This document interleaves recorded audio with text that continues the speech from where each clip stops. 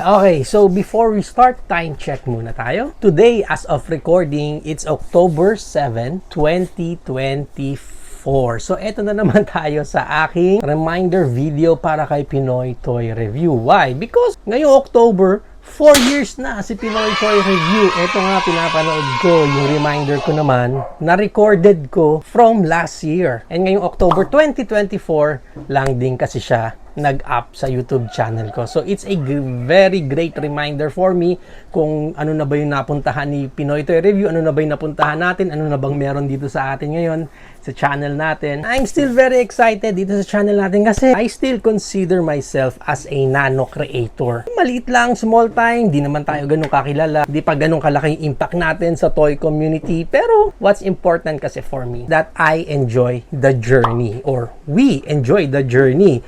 Somehow, parati kayong kasama dito sa lahat ng mga ginagawa ko dito kay Pinoy Toy Review. Patuloy pa rin ako magpapasalamat sa inyong lahat. Sa lahat ng mga viewers na nakasama natin, sa lahat ng mga sponsors na nagtiwala kay Pinoy Toy Review, maraming salamat talaga sa inyong lahat. Now, ano na nga bang meron dito ngayon kay Pinoy Toy Review? I was looking sa analytics natin dito sa YouTube channel natin. May facing tayo na parang may up and down talaga pagdating sa YouTube channel natin. But still, it's a good progress. And organically, talagang nadadagdagan tayo ng mga subscriber, mga viewers natin. And for me, I'm very happy talaga dun sa journey natin sa YouTube channel natin. Kasi kahit na medyo may kabagalan pa rin yung progress natin, still, it's a good progress. So overall, dito sa YouTube channel natin, steady pulso tayo dito. Talagang tuloy-tuloy lang, consistent lang yung pag-upload natin. And still, ito yung pinaka-main natin, yung YouTube channel natin. As of checking dito sa YouTube channel natin, from last year na meron lang tayong around 2,000 plus na subscribers right now. Road to 5K na tayo dahil 4,200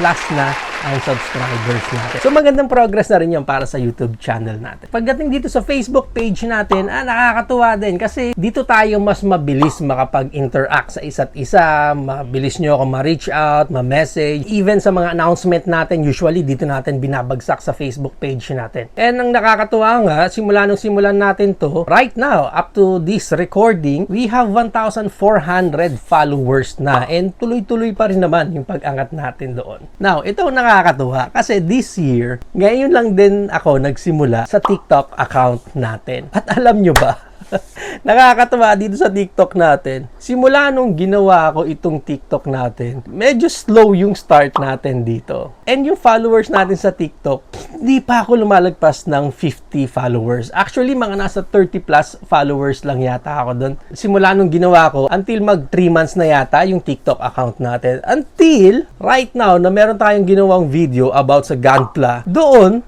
nag-spike talaga yung TikTok channel natin na kung saan meron tayong particular video doon na right now, as of now, papalo na ng 80k views. So, road to 100,000 views na yung particular video natin na yun. And ang nakakatuwa dito sa video na to, last 3 days ko lang siya in-upload. Pero ang mas nakakatuwa dito sa TikTok account natin is that from 30 followers from the past 3 months, right now, road to 500 na tayo kaagad. So just imagine from 30 followers, nag-spike up tayo, papunta na ng 500 followers. Within the 3 days, compare nyo yung 30 followers sa 3 months natin. So nakakatuwa lang din na what if nga kung hindi ako gumawa ng account sa TikTok, diba? So parang sayang naman, may mga viewers din pala dito. So right now, again, Pinoy Toy Review, ito magandang reminder sa ito. Do not underestimate yung mga platforms. Ito ang na-realize ko. May mga certain viewers talaga na sa YouTube ang gusto nila. May mga certain viewers naman na nare-reach out natin through Facebook. And there are followers then or viewers na nasa TikTok. So it's like a good reminder talaga kay Pinoy Toy Review na it's not just about the platform, but it's about my viewers, my subscribers or followers kung nasaan sila. So, kailangan ma-reach out ko pala sila. Kaya nga right now, alam nyo, nag-iisip na ako, teka lang, what if gumawa na rin ako ng Instagram account ko? Di ba? Ayokong mangako, ayokong magsalita ng tapos na gagawa, tapos biglang hindi ko na naman magagawa. Let's see right now, kasi 4 years old na si Pinoy Toy Review, di ba? So, itong video na to, mapapanood ko to sa October 2025. So, let's see. Pinoy Toy Review, nakagawa ka na ba ng Instagram account mo right now? habang pinapanood mo to ng October 2025, o dapat meron ka na ha, reminder yan sa'yo. So actually, yun yung pinaka-biggest realization para sa akin right now. Just reach out. Yung mga viewers natin, may mga certain strong points lang or advantages yung particular na mga platform. Ano yung content natin dun sa isa? Yun din naman ang i-upload natin sa iba. So don't worry na baka wala kayong ganung account or wala kayong account dito. Iisa lang yan, si Pinoy Toy Review. So right now na magpa 5 years na si Pinoy Toy Review, ako, remind ko sa'yo PTR nun, na keep on enjoying lang talaga yung ginagawa mo. May mga challenges, there might be some issues, there might be some season or months habang dito sa journey natin na parang tatamarin na naman ako or parang na-burn out na naman ako. And that's totally fine. That's totally fine. Kung kailangan mag-rest, mag-rest ulit si PTR. But ang importante is that tuloy-tuloy lang tayo. And of course, enjoy natin lahat ng ginagawa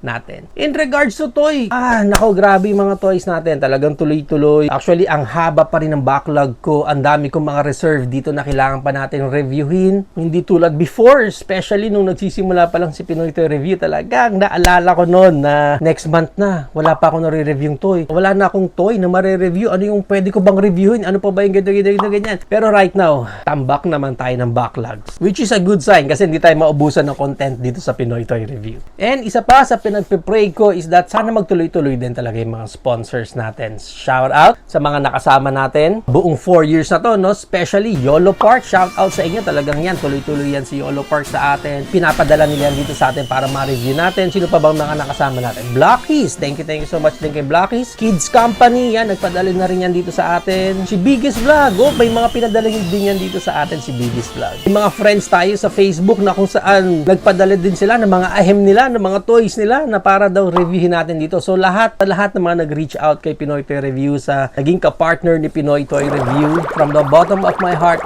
thank you so much po lahat sa inyo. At dun sa mga gusto pang maging part naman kay Pinoy Toy Review, lagi pong open ang GCash account natin. Hindi naman. Of course, pwede naman. Idiretso nyo na lang sa GCash ko. Kasi ipi-pledge nyo doon sa GCash natin, wala namang ibang pupuntahan nyo. Kung hindi, pang bibili lang din natin ng ahem natin para ma-review natin dito sa channel natin. Again guys, maraming salamat talaga sa inyo sa patuloy na sumusupport dito kay Pinoy Toy Review. More exciting things to come dito sa channel natin, YouTube, sa Facebook, sa TikTok. But gano'n pa man, Pinoy Toy Review, mapapanood mo to next year na. So, it's a good reminder na mapanood mo yung mga recorded videos natin na to para at least makita mo yung progress ng journey ni Pinoy Toy Review. Again guys, maraming salamat. Hanggang dito muna itong video natin. Tuloy-tuloy lang sa pag-ahem.